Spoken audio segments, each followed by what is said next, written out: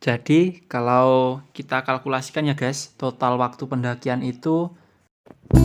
Hai sob, bertemu kembali dengan kami Senjajung. Ayo, ngomong-ngomong, ini pasti mau melakukan pendakian Gunung Gede Pangrango ya. Ya, sebelum menonton videonya, bantu subscribe ya sob, dan like. Jadi pertama-tama sebelum melakukan pendakian kita harus tahu yaitu jalur apa saja sih yang ada di pendakian Gunung Gede Pangrango, yakni jalur Cibodas, jalur Gunung Putri, dan jalur Salabintana. Nah, jadi mari kita simak jalurnya dan estimasi pendakiannya ya guys. Tapi kali ini video akan menjelaskan mengenai pendakian Gunung Gede Pangrango melalui jalur Gunung Putri. Yuk simak ya estimasi pendakiannya. Jadi pendakian Gede Pangrango via jalur Gunung Putri adalah pendakian dengan jalur berat guys. Hampir di setiap trek itu adalah jalur menanjak dan sedikit sekali jalur datarnya atau bonusnya ya guys. Gunung Gede Pangrango memiliki 3 jalur pendakian resmi, yaitu jalur Cibodas, jalur Gunung Putri, dan jalur Salabintana. Jadi jalur Gunung Putri ini bisa kalian lihat itu di petanya, yaitu dari atas sebelahnya jalur masuk pintu Cibodas. Jadi di situ nanti kalian lewat pintu puncak Gunung Putri. Nah, karena di kawasan Cianjur, khususnya kaki Gunung Gede Pangrango memiliki cuaca yang sangat dingin, maka ya guys, kalian persiapkan beneran. Ya bener, pakai jaket pasti. Terlebih dahulu pakaian yang tebal itu paling utama guys, soalnya di sana itu dingin. Nah, untuk biaya tiket masuk menuju Gunung Gede Pangrango yaitu 35.000 per orang. Lebih lengkapnya lihat di video biaya perjalanan Gunung Gede Pangrango ya guys, yang video satunya. Nah, kita lanjut. Gunung Api Gede Pangrango menjadi salah satu gunung favorit para pendaki. Kenapa? Dan menjadi destinasi banyak wisatawan dari seluruh Indonesia, terutama Pulau Jawa. Hal tersebut dimaklumi karena Gunung Gede Pangrango merupakan taman nasional yang isinya adalah wisata alam yang sangat indah dan memiliki kekayaan alam yang dilindungi guys. Ditambah lagi di situ lokasinya yang dekat dengan kota-kota besar di Jawa Barat seperti Bandung dan juga Jabodetabek. Di situ itu pemandangannya sangat indah guys. Beneran, kalau kesana nggak nyesel, pasti balik lagi. Ya, base camp jalur Gunung Putri guys. Kamu lihat di petanya sudah ada guys. Jadi peta jalur pendakian Gunung Putri. Nah, itu puncak D berada di ketinggian 2958. Jadi pertama kita memulai pendakian dari base camp Gunung Putri yaitu Legok Leunca. Memulai pendakian dari base camp Legok Leunca. Di situ diperkirakan estimasi perjalanan 1 jam ya guys dari base camp.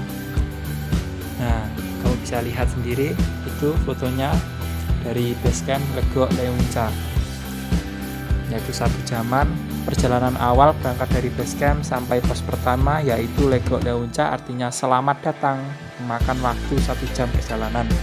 Trek awal didominasi oleh perkebunan dan sawah-sawah. Jalan masih datar agak menanjak. Dari perjalanan awal ini akan nampak Gunung Putri dari kejauhan. Nah, setelah itu kita masuk ke Legok Leunca sampai Buntut Lutung itu perkiraan dulu 1,5 jam guys. Yaitu memakan waktu 1,5 jam, tidak seperti jalur Cibodas yang kaya akan sumber air.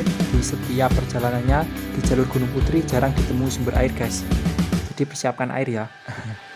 Perjalanan menuju pos Buntut Lutung semakin berat. Buntut Lutung sampai Lawang Sekatang itu perkiraan 1,5 jam juga guys, 1,5 jam. Di jalur ini bisa dibilang jalur paling berat. Kenapa guys? Karena selama perjalanan mendaki Gunung Gede Pangrango via jalur Gunung Putri, trek yang terus menanjak dan tanpa bidang datar sekalipun dipenuhi bebatuan dan akar-akar pohon yang lebat guys. Jadi siapkan fisik ya yang kuat.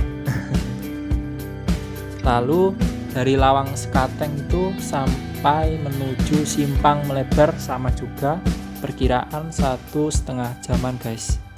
Jadi di situ nanti treknya menanjak dan kanan kiri perpohonan rimbun khas Jawa Barat menuju pos Simpang Malebar membutuhkan waktu perjalanan 1,5 jam. Nah, setelah itu Simpang Malebar sampai alun-alun Surya Kencana Timur itu perkiraan 1 jam guys.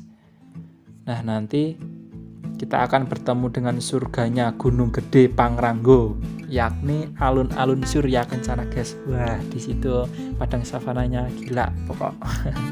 Nah, disinilah semua rasa lelah dan letih para pendaki akan terbayar lunas guys.